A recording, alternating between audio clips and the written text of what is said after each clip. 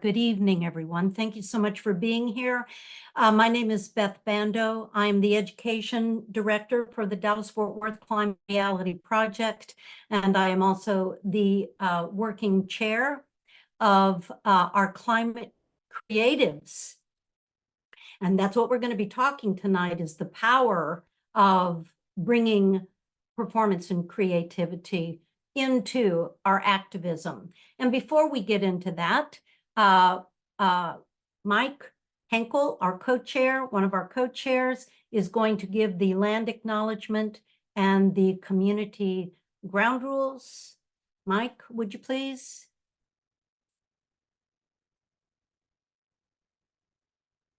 Can you hear me okay? Yes. Okay. We at the Climate Reality Dallas-Fort Worth chapter acknowledge the ongoing harm caused by colonialism and white supremacy perpetuating in Texas. Indigenous communities have suffered genocides and forced removals from their lands.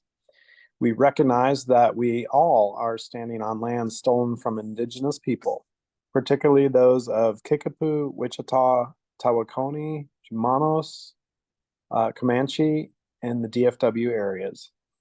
We are committed to cultivating mindfulness around the history of Native lands and communities through continuous education, participation, and active listening. And our ground rules are make space or take space. Speak from the I perspective or from our own experiences instead of generalizing when possible. Seek to understand and practice listening. Be willing to be uncomfortable. Be open to productive discomfort. Assume good intentions. Intent does not negate impact. Disagree with civility. And the last one is accept that there is no quick fix. Awesome, Mike. Thank you very much. Before we go into the opening contemplation, I'd like to give an overview of the evening. It's a little bit different than how we normally run the meetings, in that we have a panel. And tonight's presentation is about the dynamic collaboration between activism, performance, and the press. We have a panel consisting of our longtime friend, Janie Cisneros, who will give us an update about GAF's Gotta Go and Singleton United about toxic air pollution in West Dallas. She will then be joined by Keri Mitchell from Dallas Free Press and members of the Verdigris Ensemble, who will talk about their collaborative multimedia choral production of Misled, illustrating the story of West Dallas issues and activism. And now I'm going to segue into our opening contemplation. And we begin by noticing breath. We notice our breath and the joy and the pleasure in breathing deeply. We give gratitude to the wind rustling in the trees and the kiss of soft breezes on our faces. And again, I invite you to take a deep breath and enjoy the pleasure in that long, deep breath. Ah, yes, the breath of life. But what if the very air you were breathing in was filled with poisons? What if you saw your elders become ill, and your children, and your friends, your neighbors, yourself, your community? What would you do? Would you fight for the basic right to breathe the breath of life, not the breath of illness? And with that, I would like to introduce our longtime friend, Janie Cisneros, a tireless advocate and leader in Singleton United and GAF's Gotta Go. Janie, welcome. It is so good to see you again. And please do give us an update on GAF's Gotta Go. Thank you so much for that warm introduction, Beth. It's been a pleasure working with you to set up this panel this evening. And so great to be here again with Climate Reality. Definitely want to give my gratitude to Climate Reality for being just such a strong partner during the campaign. As members of the GAP's Gotta Go, Gap at the Act campaign. I mean, specifically Alex, she just rocks. I mean, when she was, she did so much. I mean, I've always said she's the connector. She was always my connector, connecting me to all kinds of people everywhere, throughout Dallas, throughout the state. And it really benefited us because we took advantage of those connections, built partnerships, and it was great when I traveled and met some of these people in real time. So I definitely give Alex a lot of credit for that. And just so grateful to this chapter for really advocating for environmental justice, really supporting us along the way. So I definitely wanted to say thank you. In terms of the campaign, since there's been a couple of things that happened since the production of Misled. We actually, during the weekend of Misled, we had some material out in the forum promoting our Earth Day activities. We really did a big Earth Day weekend of events, and there were several people who attended, and we were just totally blessed with the amount of people that were just supportive in environmental justice, not just what's happening in West Dallas, but throughout the city, and how people can get plugged in. So that was just amazing. And as part of the weekend, on that Monday, on the actual Earth Day, we actually had civil disobedience in front of GAF. I was one of the few that sat out and blocking the traffic on Singleton in front of the company. And that, I mean, I believe I emailed you, Kirsten, that morning or that afternoon, because the songs from the show were just, they helped me to stay focused because I knew what was about to happen. I knew it was leading up to that moment. And just thinking about the show and the songs really just fueled me with the fire that I needed to go through and have the courage to do what was done that morning.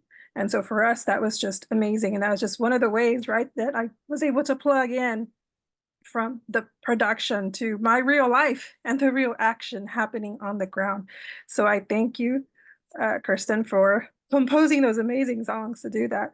But, so those are some things that happened that have had trickle effects. Recently, we released results from a study that was done by Texas A&M, looking at air quality in our neighborhood and the linkage between the air quality and our health. And the data was very disturbing. We're 4 to 5 times, we have 4 to 5 times higher the asthma rate than the rest of DFW. We breathe 11 times as much more PM 2.5 than the rest of Dallas County. In terms of health impacts, I mean, 24% of the respondents reported that were diagnosed with childhood lead poisoning. 29% said they've had unhealthy pregnancies. I mean, we were seeing the data, the power of this data, but to be honest, it was just data that backs up the testimonies that we've already been kicking and screaming about. And so we have a social media post, and there is a website that has kind of the results of this summary, but it has been great to get the word out and have this come about to really put data behind all of these testimonies. And so, we continue to fight. I mean, we did this to fight for our families. We did this to get people to take action. And we're continuing to do that. There are a few things coming up with regards to different hearings. I think at the beginning, I don't think I mentioned this when I joined the last time, but in December, I ended up filing a lawsuit against the city of Dallas for denying me my right to file for amortization, which is a process that the city has to essentially kick out non-conforming uses that are found through a quasi-judicial process to be causing harm. And that, that's something that's also kind of, there's a hearing coming up. And I'll reiterate this at the end, but that law, I'm having the first hearing for the lawsuit next Thursday. It's going to be through Zoom, no longer in person. People are welcome to join via Zoom. We're probably going to get that link from the court the day before or the morning of, and that's at 9:30 a.m., 9:30 to 10:30 on July 25th. We also have on that same day a hearing at the City Plan Commission at 12:30, where we're once again reiterating that the City of Dallas shouldn't update their code, removing a resident's right to file, and that the residents should have a right to a hearing nonetheless to determine whether a non-conforming use is causing harm. So this kind of ties into the whole me trying to submit the amortization application. We also have the civil disobedience trial, August 20th, happening here in person in Dallas. And that's the trial with regards to the citation that we received doing civil disobedience in front of GAF. And then last but not least, all of this campaign pressure really has kind of moved the needle. And GAF has publicly stated that they're moving forward with their GAF zoning case. And so we're waiting for that on when exactly that will happen. And I mean, honestly, that's going to be a big decision point with regards to their zoning case. So there's tons of opportunities and hearings coming up to have support and have people chime in. But yeah, we're keeping the momentum going. We're doing what we can because ultimately what we want to achieve is just clean air for our families. The data, that data isn't going to get any better unless we change up things in our environment. And it's starting with having the right to breathe clean air. Thank you, Janie. Thank you. You are an inspiration. All right, let me shift now to bringing in, I'm going to unpin you. I know that sounds painful, doesn't it? Let me introduce you to, let me pin you. All right, to Kyle Ignazi from Verdigris Ensemble. Kyle, if you will introduce yourself and begin to introduce us to the creative part of the show, Misled.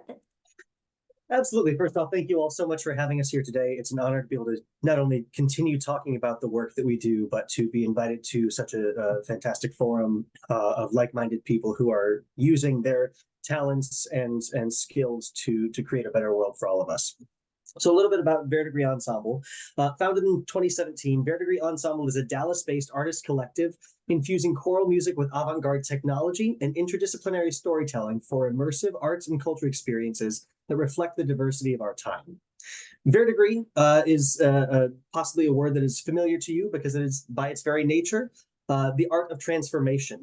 It is what happens with metals when they are exposed to elements, when they are exposed to change, and we incorporate that into all of the work that we do. We celebrate new works, emerging artists, and meaningful partnerships to create brand new, multifaceted concerts that transcend tradition and activate communities through art. Our 23-24 season was devoted to environmental justice, ecology, and conservation, leading to partnerships with EarthX, Texas Trees Foundation, and now the Climate Reality Project. And also the community partners that we have in West Dallas that are fighting to be heard after a century of struggle. It is not enough for us to sing when we know that we can do so much more in lifting our voices together to a higher power. And we are committed to telling deeply human stories with universal impact, often finding ourselves at the intersection of art and activism, art and technology, and all of these different disciplines that we can put together on the stage to create something that you've never seen before. Tonight's presentation is focused on Misled, which is a world premiere production, world premiere commissioned work that debuted at the historic Kalita Humphreys Theater this past April. Misled was created to honor and amplify the work being done tirelessly day in and day out by members of the West Dallas community who struggles to find social, racial, and environmental justice in their daily lives inspired this piece. And inspired new paths for our arts to engage with audiences, the strength of which was exemplified by the fact that we had a record-breaking 97 people who stayed for our talk back on opening night. Verdigris is so much more than just a traditional choral group. As you'll see when we share photos later on, you're not likely to see Verdigris Ensemble in tuxes and tails with our hands folded at our chest. When we say interdisciplinary, much of what we do has to do with the power of collaboration, a notable example of which we are thrilled to be able to share with you tonight. And one such piece of this collaboration and participation is in finding non-art-centric collaborative groups, including us being members of the Texas Historical Foundation and the Dallas Media Collaborative. Here with us tonight is an incredible leader, someone who is all about building, inspiring, sharing, and emboldening communities. She's also the visionary behind the Dallas Media Collaborative. It is my honor now to throw the table over to Keri Mitchell of Dallas Free Press. Keri, take it away. Wow, thanks, Kyle. That was very kind. Hi, everyone. I'm Keri Mitchell. I founded Dallas Free Press in early 2020, so you can do the math and figure out how that worked out over the next few months. But before that, I had met Sam through my prior job at Advocate magazines, and the last story that I did there, and Advocate, by the way, is a community journalism magazine that it delivers to several neighborhoods in Dallas. Most in the advertising base is what drives where it delivers. But Sam had read a story or come across the story that I'd written, that was my last story there, about the number of children who don't live in Dallas but manage to make their way to the very highly coveted arts magnet high school in Dallas, Booker T. Washington. And Sam reached out saying, hey, I actually work in a school that should be sending more kids there. And this story explains what's really going on, and maybe there's something we can do together. And as a journalist, I have always opened the door to that. I believe really strongly in narratives and storytelling and letting people tell the stories of their own experiences. Dallas Free Press's motto is we for and with the people rather than about or to them. And so Sam and I hit it off immediately. Sam, if you want to jump in, by the way, this might be a better conversation than me talking. Sam and I hit it off. He told me about all the crazy concerts they'd done, and I just went, oh my goodness, you've got to be kidding me. It really impressed me that an art form that obviously is centuries old could adopt kind of these forward-thinking, let's tell these stories and these narratives in really creative, interesting ways kind of approach. And even at the time I was learning about narrative and how to tell stories, one thing that I did differently in that particular story is we included a bunch of different data visualizations and graphic. And I'm convinced that it was strong narrative combined with that data that really made it such a strong story that made an impact.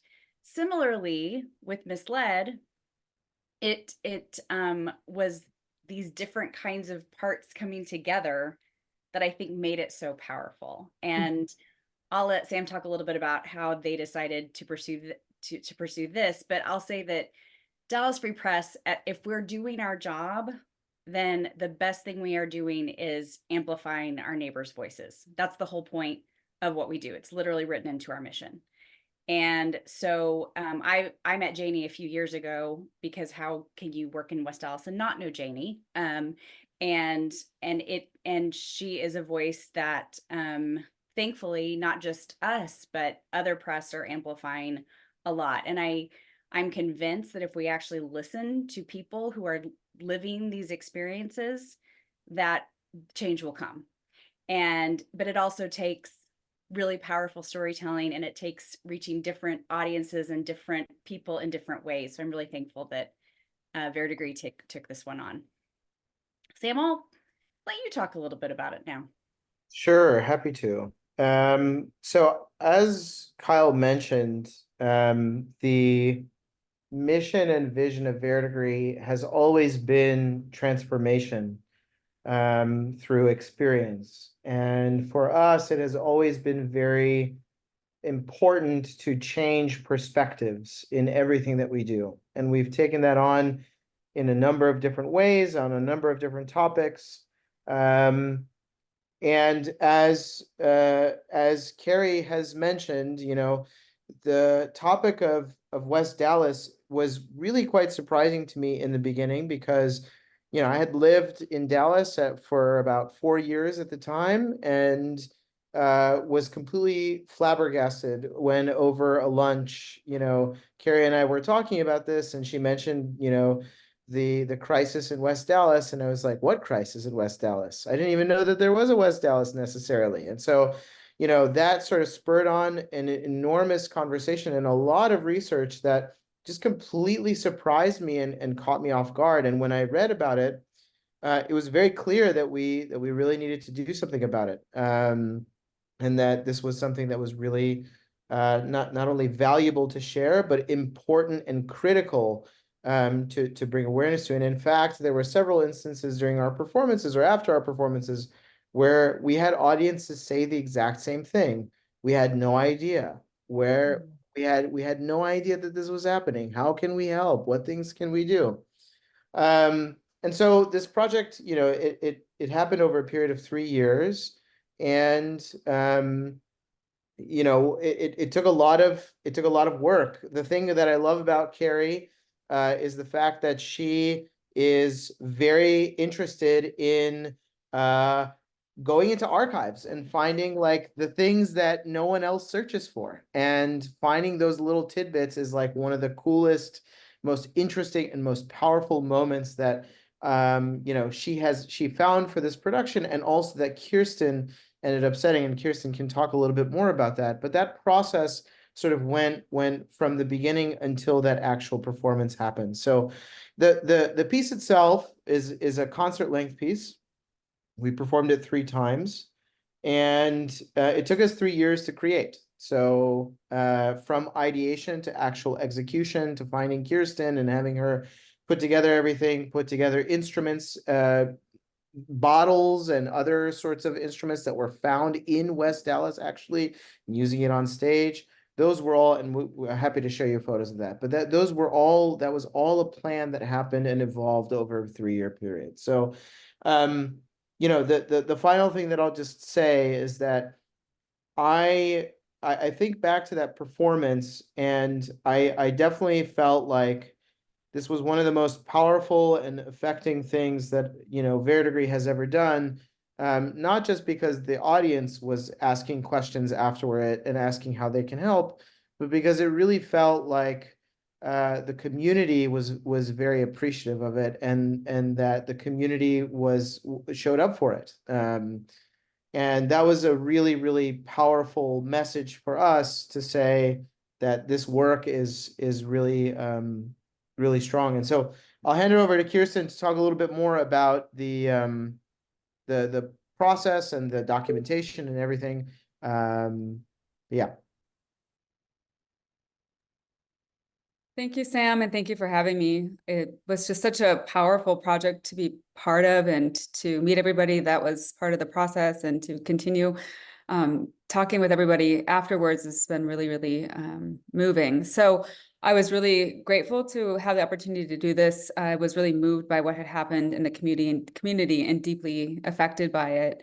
I've been living in Dallas for 11 years now. I'm originally from Minnesota, but I come from a very different place. My dad built a log house in the woods off of a dirt road in the middle of nowhere. And so I grew up in that sort of pristine sort of environment, away from any industry or anything like that. And so growing up in a place like that, and then hearing that children are growing up in a place where they're exposed to lead and air pollution and all those things, was just really saddening to me.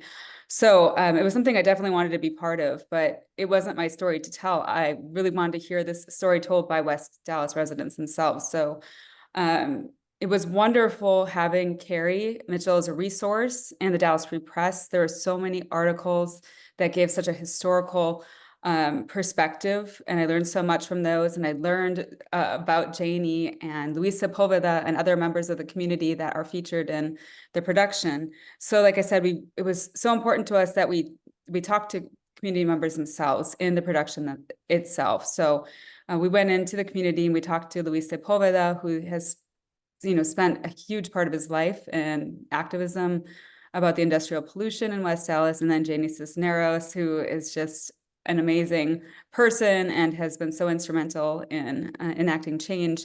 So we hear their voices in the production itself. So there are documentary segments between the songs. And so the choir sings, and we hear documentary segments, and we get some history, and then we hear more testimonies. And the texts for the songs were really important in terms of communicating both the information and also the emotional journey that the audience has taken throughout the process. So it was really important that primary resources from the community itself were in the piece. So Luis Sepulveda, who's not here today, he testified in Washington, D.C. about the lead poisoning that had been happening in the community. And that testimony is part of the texts that the choir sings. And the choir sings about the different pollutants that were contaminating the soil in one of the songs called Arsenic, Lead, and Cadmium. And in the documentary, we fast forward to what's happening in West Dallas now, which is what Janie's been so prominently part of with the air pollution. And so we went to an air sensor summit at UT Dallas, and we heard people speaking there, and we had the opportunity to talk to Janie and hear her story at the air sensor summit. And some of the songs and the music were inspired by that experience itself, hearing about the actual data and the statistics that have been that we were learning about at the Air Sensor Summit become part of the show itself. So one of the tunes for the piece came into my head while we were there, and I just sort of ran into a corner and recorded it on my phone so I wouldn't forget it. And so there's a song that's about the air pollution, and there's a shared DFW website that I learned about, which is an interactive website where you can go there and you can see the actual data and statistics about the air quality over any period in time that's on the website. So one of the songs, the data from the Toronto Street Air Sensor in Janie's neighborhood is used in one of the songs to communicate one of the worst days in the past year, or the year prior to the premiere of the piece. And so it was a day that the air quality and the air pollutants spiked to really dangerous levels. And so that data is actually in the song itself. So I think the whole process has been very collaborative.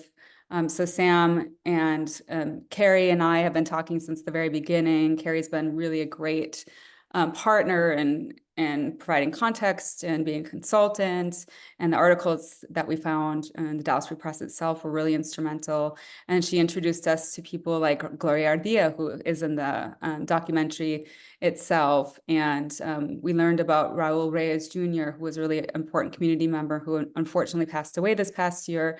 And so the performance was dedicated to his memory as well. So it's been a very collaborative experience. And I don't think that it would have been meaningful, or it would have been as impactful or as emotional for me, myself as a composer, to have written the music without meeting people, and without talking to people, and without it being such a collaborative experience. Awesome, Kirsten. Let me get Sam back.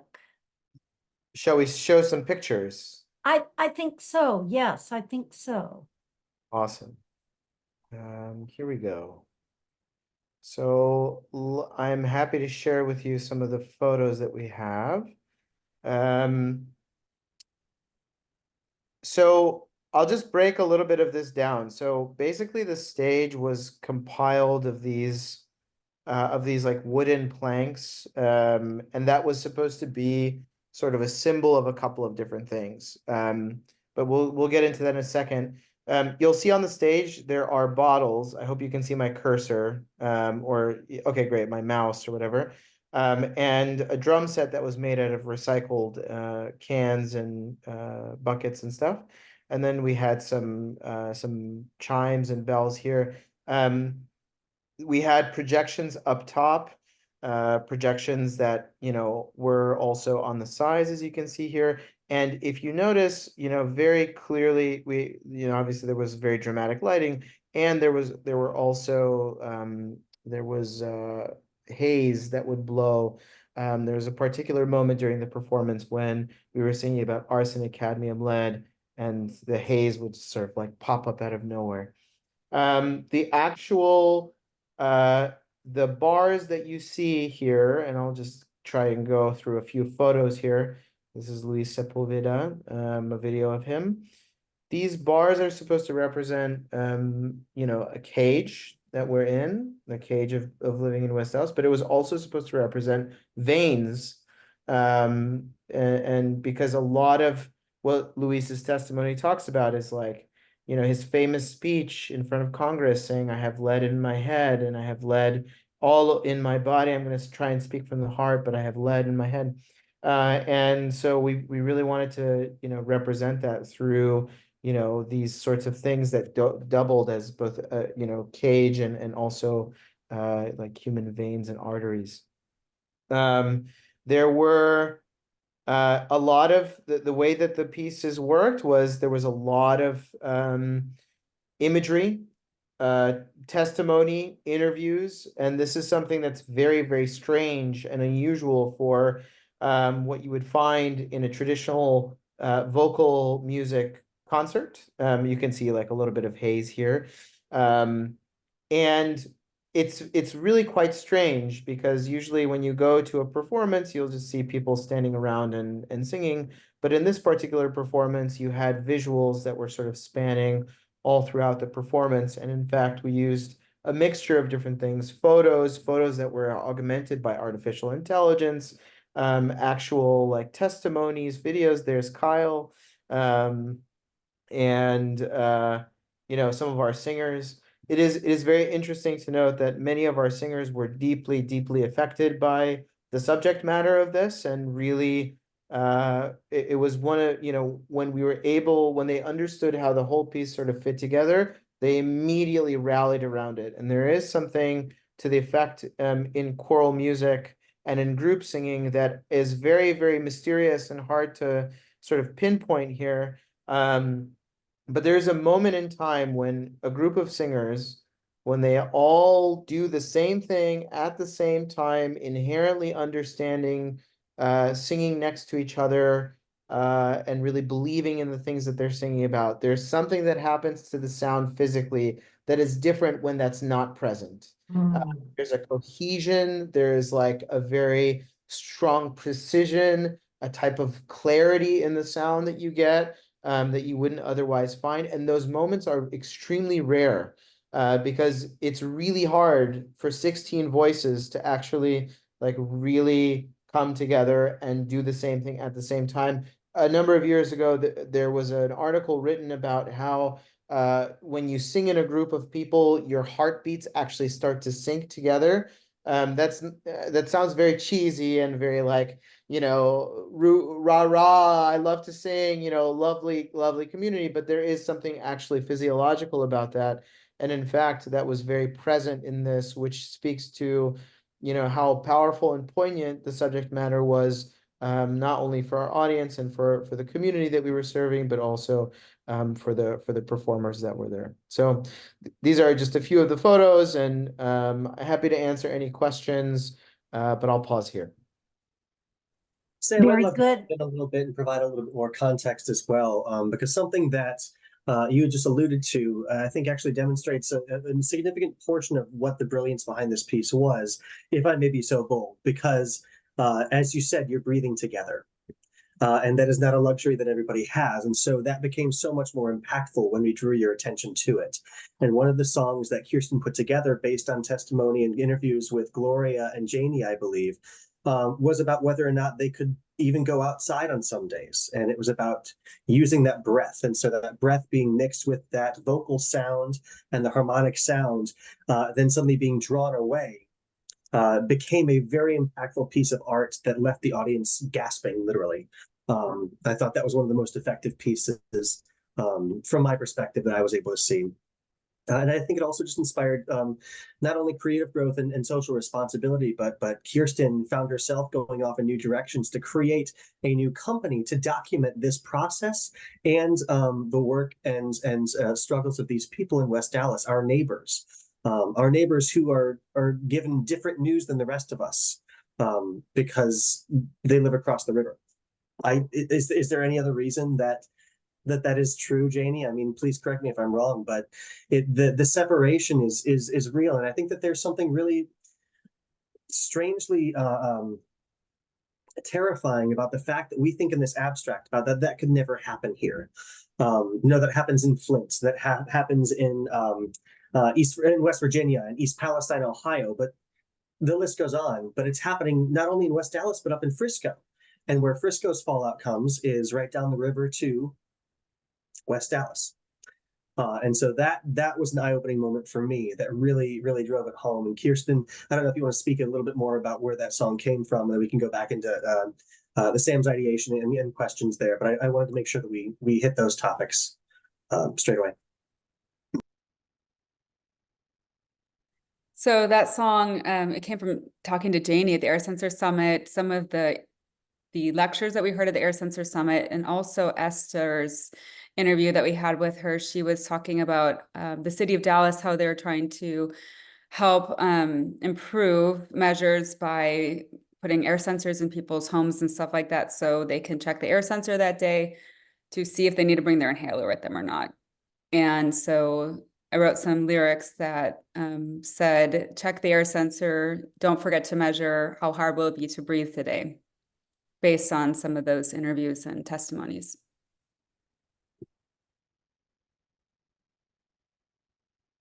I have a question that I would like to ask of Janie.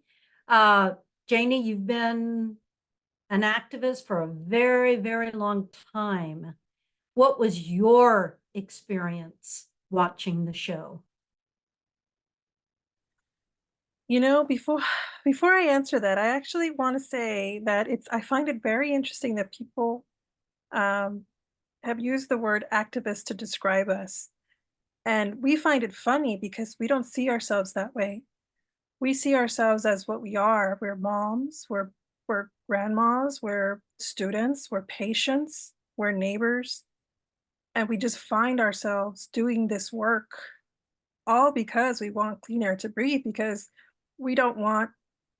I wouldn't want this show happening 10, 15, 20 years from now with, you know, and more contamination in West Dallas, right? And so it's interesting because we really at the heart of all of this, that what keeps us going, our North Star has always been, we want a cleaner, safer environment for the children, for our neighbors, for our families.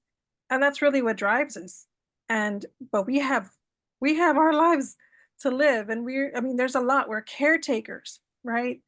And so it becomes, there's a lot of sacrifice that we've had to put up with, endure, in trying to get this work done. But watching it, it was breathtaking, because sometimes you can get into the weed with the technical things. SOX, PM, HAPs, VOCs, the legal procedures. You can get into the weeds with all of these things, but what this show did was really speak to people's humanity, to the humanity of this. And that's why it resonated emotionally for folks. It was a different way to see this. It's like, get out of the weeds, come back up, and look at what this reality is. It's people being affected and being harmed over and over, and people wanting help. When I saw the pieces from the documentary pieces with Luis in it, for me, it was like a window into what was happening around me when I was a little girl, when I would just look outside and see it happening, but not really understanding at that point in time because I was too young. And so to see the documentary portions was like, wow, that is what I was hearing. That is what I was seeing. It was pretty eye-opening for me, because it was just like, wow, I was living in that moment. I was there, but I didn't fully grasp it. And here I am seeing it on the screen. And so that, it helped. It honestly just made me feel even more connected to my neighbors. It made me feel more connected to the environment. But yeah, I think this story, just watching it, it was just like, yes, it let me also know that I'm not crazy. I'm not unreasonable. This has gone on for far too long. This is real environmental racism. This is environmental injustice.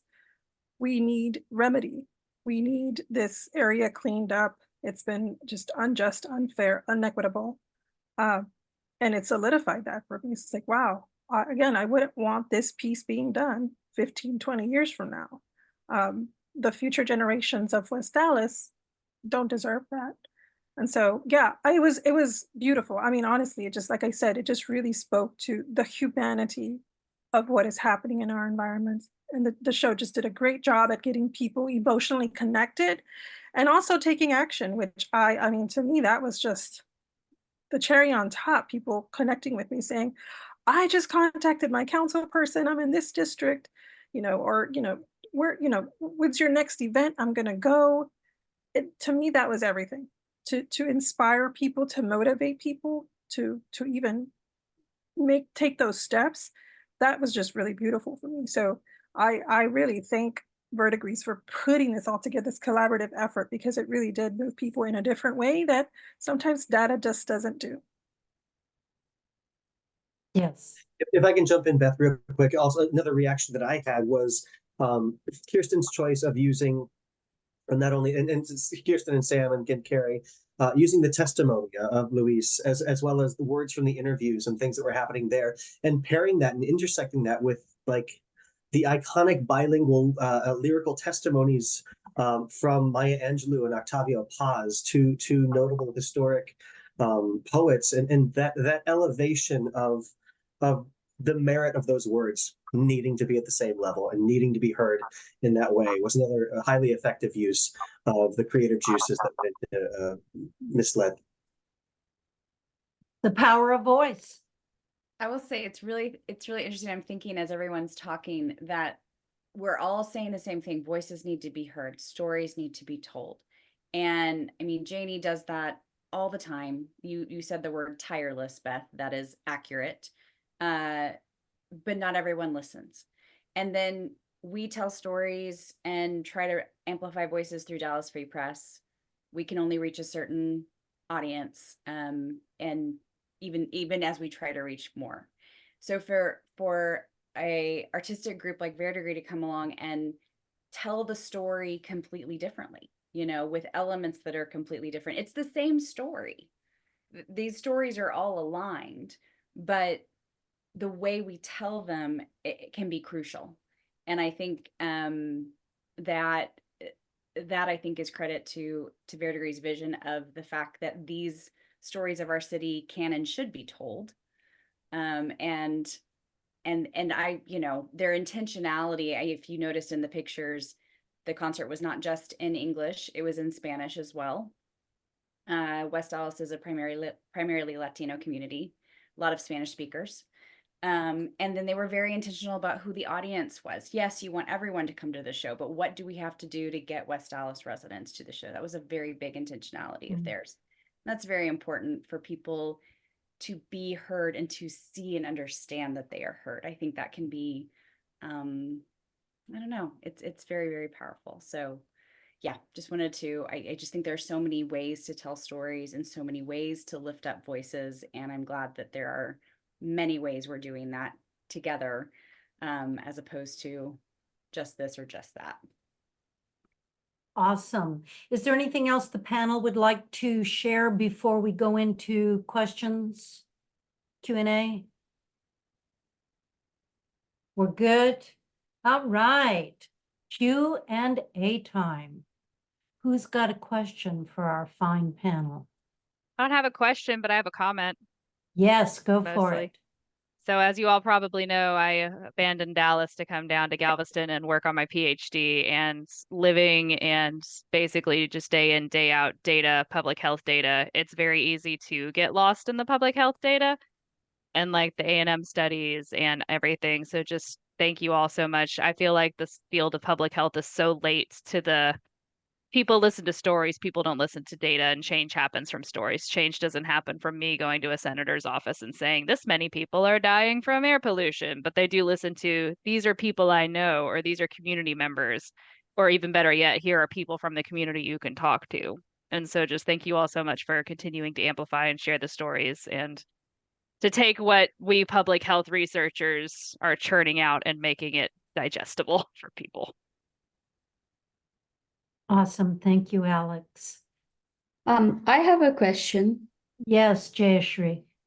So to all the organizers of, I don't know how you pronounce the word, Verdigris? Yeah, that's right. Okay, thank you. So my question is, I know Jan has been telling us and recently Beth, but I'm living in Plano these days. I used to live in Dallas and I have seen Janie present to our group and before also. But my question is, do you perform at only one venue or are you able to do it other places also? Is it possible to do it, your performance? Yeah, absolutely. We have done performances in Plano before. Oh, you And have? yeah, especially in the early days, around 2017. Mhm.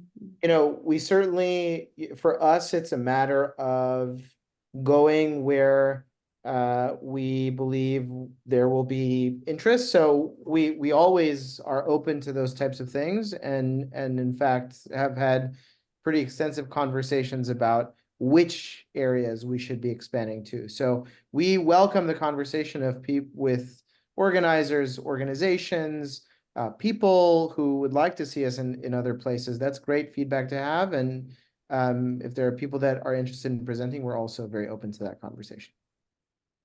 And another question I have for the whole group is, I know the performance creates, as you said, chanting or singing together makes as if it's our hearts start to beat, seems like that, and you feel that, the vibration. And I I believe I have been working in climate reality for quite some time. I'm trained also. And I feel that catching people, or how should I say it, how to put it, like to get the younger generation, like school, high school, middle school kids into it, or exposing them to your performances would be, like we are leaving the earth to them. So they need to be more involved and engaged. We can give lecture, work hard. We old people can work as much as we can. But there's a limit to our not only strength and physicality. So I always try and see how I can get younger people into our group. And this would be a wonderful way to influence them and to get them sort of asking questions. So have you ever performed at any school or young school students? I don't know. That's why I'm asking this question, because I know Jan has been talking about it. It's a great question. The short answer is yes. So we do have a robust education outreach program that provides free music lessons to over 375 students, Wow. 375 to 500 students between Griner Exploratory Arts Academy and Townview High School in South Dallas. And over the course of the last several years, we've seen an enormous amount of growth, particularly in admission to magnet schools like Booker T. Washington High School. Yeah. First entered, for example, Griner Exploratory Arts School. There was only one choir student that got into Booker T. This was 2019. This past year was over 33. So there's quite a lot of progress that has been made, and those students are like incredibly talented. They just need someone to come in and give them a little bit of instruction, a little bit of like guidance in those areas. So and the other thing that you're sort of touching on, Jayashri, is like the audiences, younger audiences coming. Our organization historically has attracted a younger average audience than other organizations of our that are comparable to us. And that's because we're very interested in immersive experiences and total immersion. So whether it's projections that we have with people sitting, or some sort of like theater elements that we bring into singing, it's very unusual for choirs and vocal ensembles to do that, but this is something that we're very, very interested in, and that we have a very strong desire to continue. So we're very very open. We've done performances at schools, we outreach to schools. If you know of any, we're very open to that conversation as well. Yeah, like I used to teach in DISD.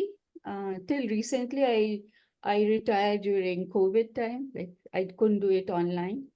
And so I have experience with Booker T. I've taught there. I've taught at Woodrow Wilson. So an Idea High School. Like so, these are some of the schools I taught in, and that's why I know. I moved to Plano recently, 4 years ago. So I'm more familiar with Dallas than Plano. And I'm exploring now in Plano, and that's why I asked you these questions. So only my final question is, who should I contact to get like move along in this area, in Plano area, on these lines, in your group? I would say I would volunteer myself for that. I actually came to Verdigris from the Plano Symphony. So can you, okay. I'm also familiar with the Plano area. Like I can tell you some good places to eat. We'll talk about that later, Jeffrey.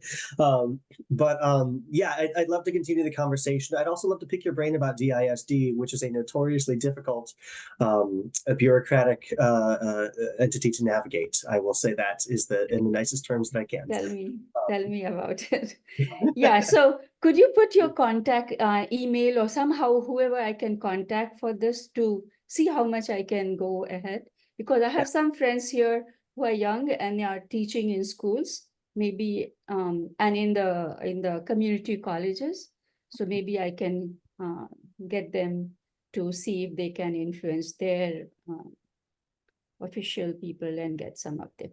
So thank you very much for answering my question, and please put your contact in the chat. Typing it in now. In fact, I can actually respond to one other thing. Sam is a little bit too humble sometimes to allow us to celebrate one of my favorite initiatives that we've done, which is a collaboration with the schools. One of our main tenets at Verdigris is to invest in the future of the arts, and that means that we not only provide our performance opportunities, but we have built brand new commissioned works based on poetry from students. Sam, do you want to finish this story with more recent developments? Sure. Yeah, in 2019, for example, we had 2 students at Grindr Exploratory Arts Academy create a poem that we ended up setting to music by one of our singers and composers at the time in the organization. And we premiered it in 2019 at the school as part of their spring concert after UIL. And in fact, those students, we continued to stay in contact with them because the poets that created the text ended up going to Townview High School. So all of a sudden we had a pipeline.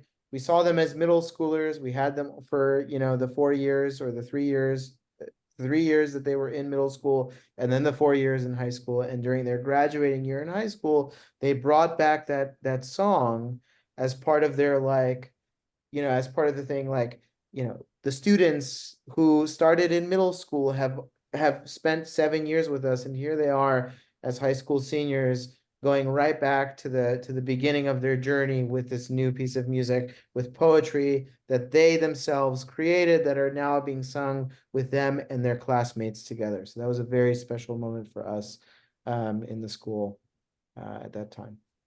Oh, that's awesome. I have a question for you, and I know it would not be the same as live performance, but is there a possibility that this could be available digitally or visually through film, etc.? That is something we're currently working on. Our plan is to, we really believe in this. Like we made the investment in creating this work. It's now incumbent on us to workshop it and to do it again. These things never, it's so funny because like when you think about Broadway shows and you're like, oh, it's Broadway. It's like they're doing it for the first time and it's amazing and all this talent. And that's true. But what people don't see is that there is so much process behind the scenes. You write the script, you workshop it, you test it out in the market, you do a small production, you move it on to the next thing. This is the exact same thing that we're going to be doing, because we understand that the first version is never the version that ends up being the best version. And so it's incumbent on us now to be able to go out, to improve it, to make it even more poignant than before, to perform it again, and to make it as good as it possibly can be. So to answer your question, the short answer is yes. But it is a work that is still in process. It is not finished. It is just beginning. Yes. And I think that's a perfect understand. segue for Kirsten to be able to talk about where she is in the terms of the process.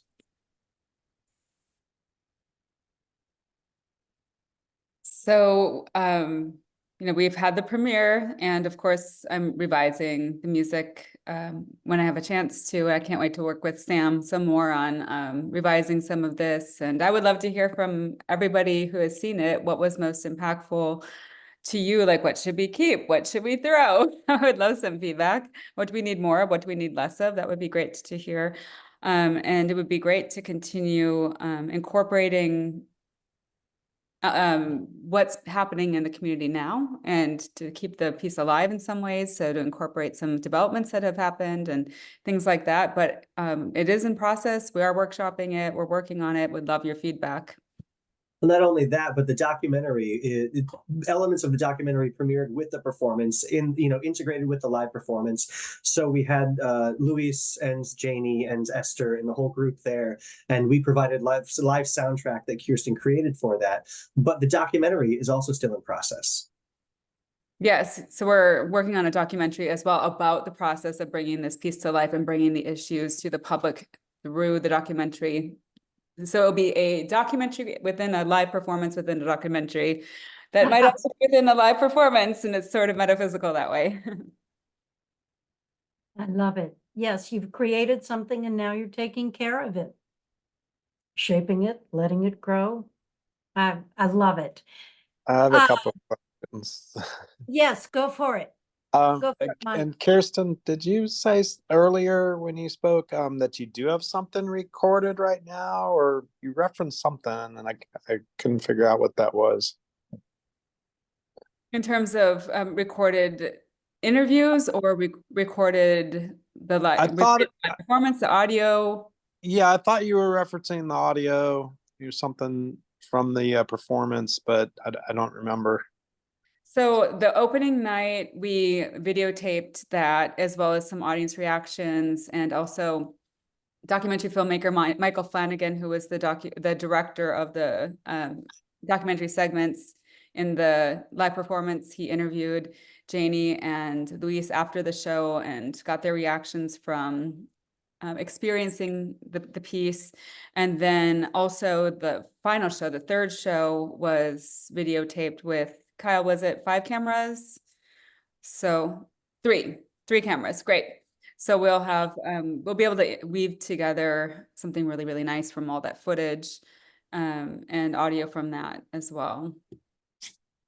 Okay, thank you. And then Janie, I don't know if you're going to close. I know you have a bunch of stuff in your closing, but a question for you was, you said you have a hearing coming up, and how do you plan on getting that link out to us? Social media. It's probably the easiest way. But I can definitely email it to, and also through the Gaps Gotta Go campaign list. I'll be sending it Okay. out. Yeah, I think I'm on that list. Okay. Yes, and if you can send it to me, Janie, I'll make sure that it gets in our next newsletters. Okay. Maybe we can have Okay. Kirsten take the web address and put that to music for our singers to go stand in the corners so that we can make sure it's fair. It's, we're asking, gee, can you take this to schools? And I'm glad to hear you are, but I just want to say it's an awful lot of coordination. That's a lot of singers, for one thing, coordinating everybody's schedules. People don't realize what it takes to do a production. So I think I just wanted to get in there and say, yeah, it's a lot of work and a lot of coordination with a lot of people's times and talents. And I'm grateful for that. All right, I'm looking at the clock now, and we're going to end with Janie is going to wrap up. And let me do some unpinning. And Janie is going to wrap up with some next steps for us to take. Yeah. I just wanted to thank everybody tonight for joining, and for Kyle, Sam, Keri, Kirsten, thank you so much for collaborating for tonight's panel. Much appreciated. And I definitely would just want to say that I think the production, the collaboration really did a really great job also with breaking barriers, right? We just talk about people barely knowing about West Dallas, much less the issues. And I think that this was like a seed that got taken, because what happens, right, is everybody left and they spoke about it. I got a lot of texts from people saying, oh, we spoke about this on the way home, on the way to dinner. We spoke about this, you know, the next day with some, and so I just think that that's just beautiful, because that's the whole point, right? This word of mouth, the sharing the story, the informing ourselves. And so I really just want to congratulate you all, because this really did break some barriers. And so I'm super appreciative of that. And this really quick, I mean, I'll just wrap it very quickly. Again, we have all these different hearings coming up on our end. We will be promoting, we're getting notice about these things on social media, and our mailing list as well.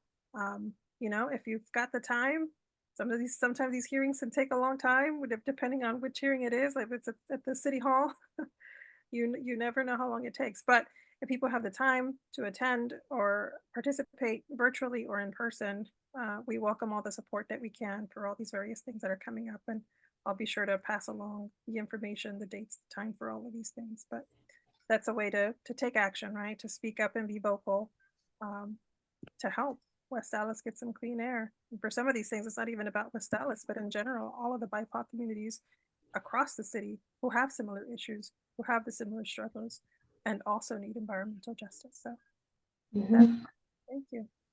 Awesome, Janie, thank you. Thank you so much to our amazing panel, Janie, Sam, Keri, Kirsten, Kyle. Thank you so much. Thank you for what you created with Misled, and thank you so much for being here with us tonight. Mike, do you have some announcements before we wrap up?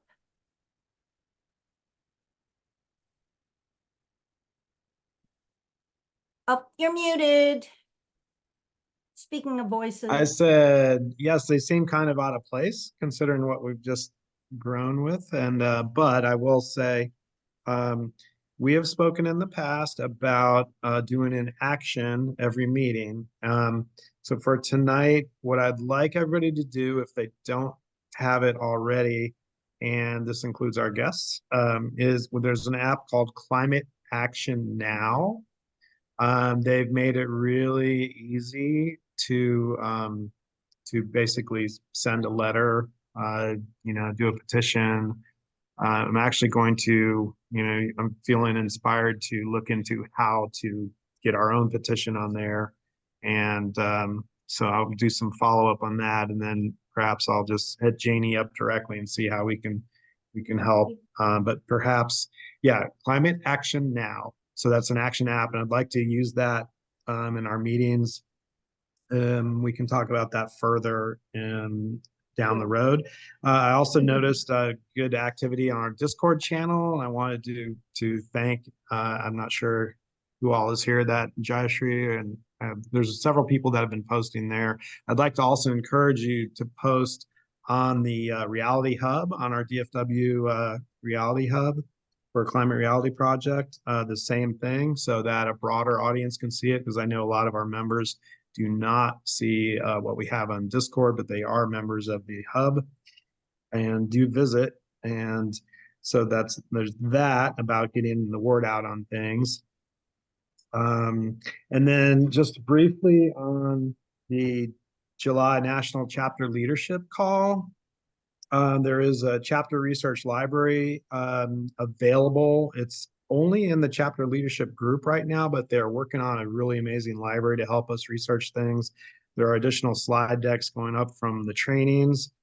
And then there is sort of an announcement for the next big training, but they're doing a virtual training just for the US, I believe. And it is slated for mid to late October. They did not have a date set yet, and they're hoping to have one by the end of next month, if not earlier. So, and then the last thing on that is we've had a lot of discussion over this year of our strategic plan. This was a big topic. It was a breakout session during the leadership call.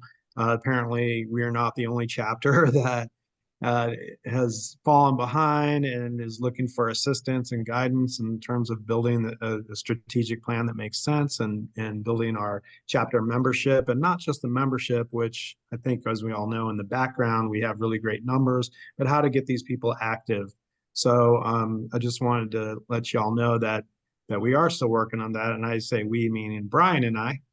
And that will be brought forth to our executive committee meeting coming up, which I'm going to send a new email out with the link for a calendar invite. I think I mentioned that I wanted to try to get 100% attendance if we can. So figuring that out and moving forward. But that's just the brief on the leadership call. Big one, which will go up in Reality Hub, and we will make it go wide, will be the virtual training, though, in mid to late October. So that's it. Thank you. Awesome. Thank you. And I would like to say that our next speaker for August is going to be doing a presentation. What's up? Meaning, what's up? Single-use plastics.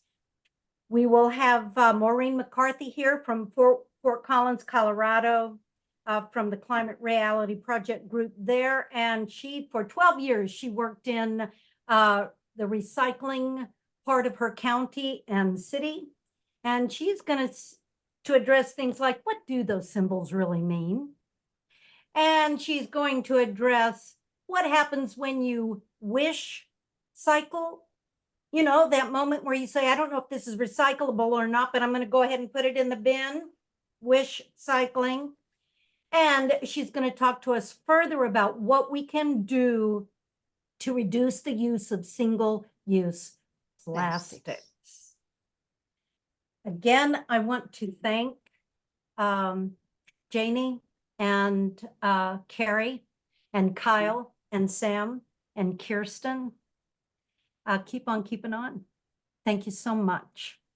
And our meeting, Thank you. oh, we will close with a breath.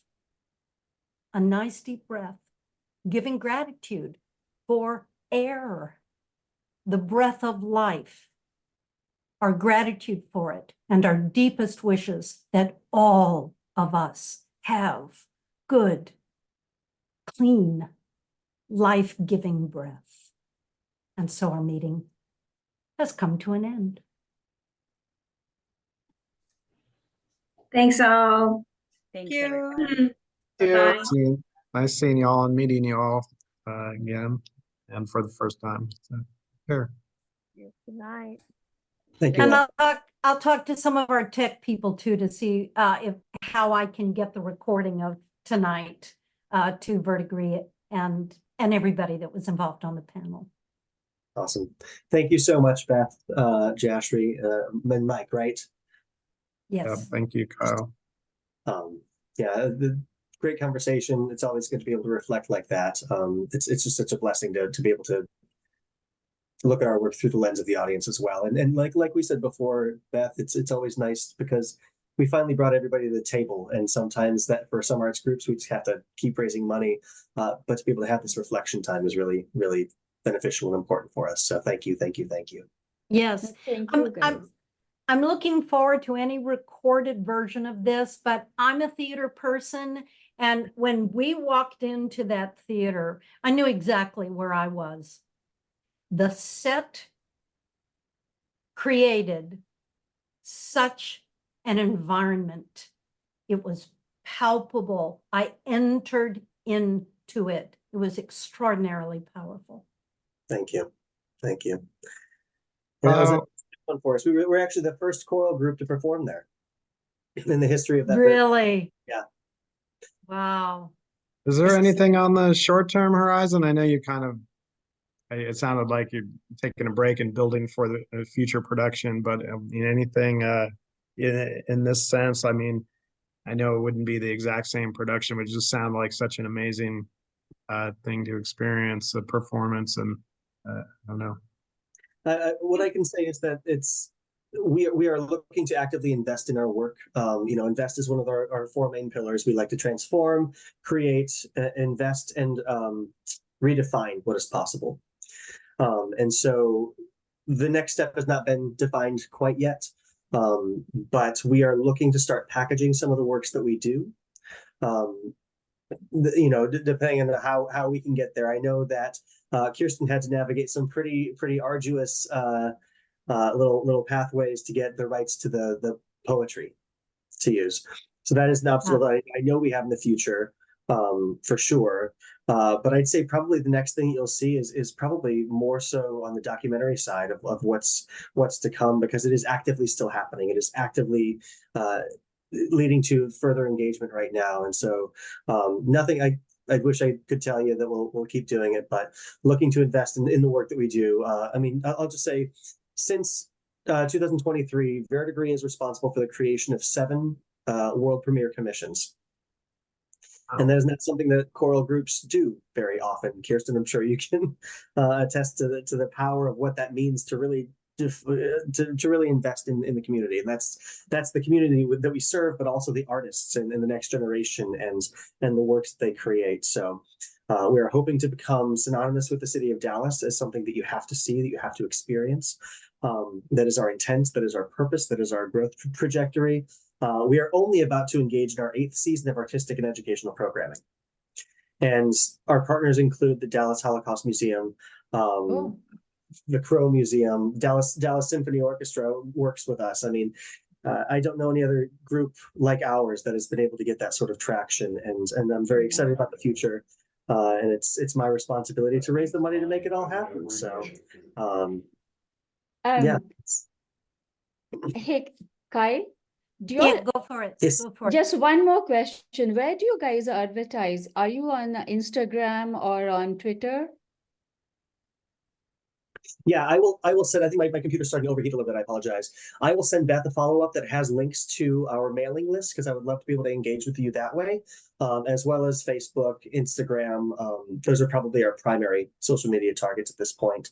But we're looking to expand to make sure that we can truly live up to our potential, because one of our other tenets is the use of technology.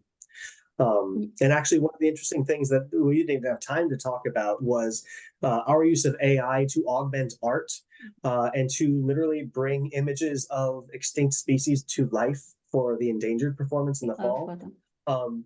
I think is a responsible use of AI, and it's absolutely linked to the work that you are doing, because it's not safe to test on humans, but we can run AI models, and all of the work that we are doing also informs that.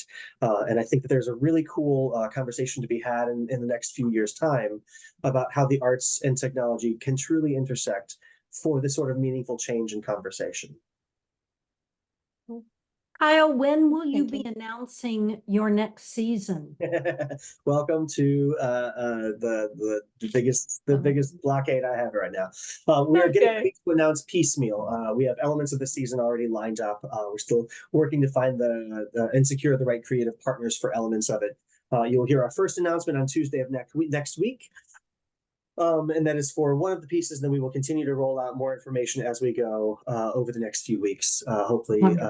To have more to go. I can tell you that our next season is based on identity. It's called Identity Odyssey.